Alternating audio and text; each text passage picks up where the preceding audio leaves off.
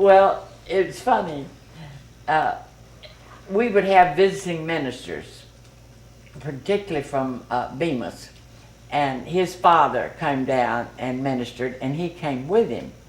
And there were no restaurants in the town, so the ladies in the church had to prepare lunch. And that particular Sunday, Mama Verdon was an older lady in the church. She had them for lunch, but Mom wanted to go up and talk with them in the afternoon. I was about 14, and I'd already made plans to go skating, and so I was strictly bored to have to go. You know, he's 9 years older than, right at 9 years older than I am, so he would have been, what, 22, 23. And I thought it was the biggest bore to have to go and sit and listen to him talk. So the next year he came back again, and it was amazing, the change. Total change. And then Brother McNatt moved. He was our pastor. He took a church in Memphis, and we were very fond of Brother McNatt, so I would go down to visit him. O'Neill, we called him then. He always went by his middle name at that time. He worked in a little restaurant, so we went by his restaurant after church to get something to eat. And I remember he gave me a double dip of ice cream, and he was very attractive by then, very attractive. Then we went to a conference in Jackson. My husband had charge of the concession stand, so I was down there talking to him, and the service started, and he started closing up. I said, "What you gonna do?" And he said, "Well, I've got to go buy some supplies." I said, "Well, I'll go with you." So I've been going with him ever since. We didn't ever date much.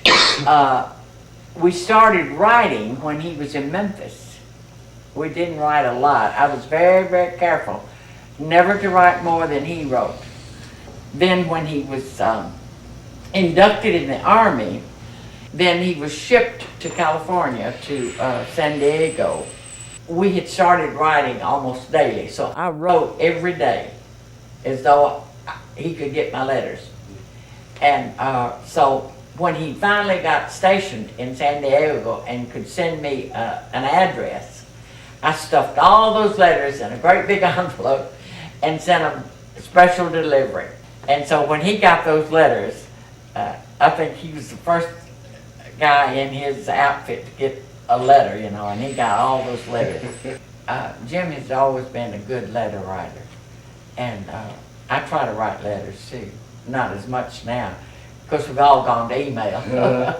I still read books on marriage, and I can hardly pass one up. And I was reading one not too long ago.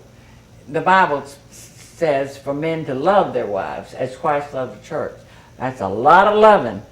And then it tells women to respect their husbands. And he goes on to comment on those. The main thing, apparently, that is so important to a man is that he be respected. And of course, I know the main thing for a woman is to feel loved, to feel cared for.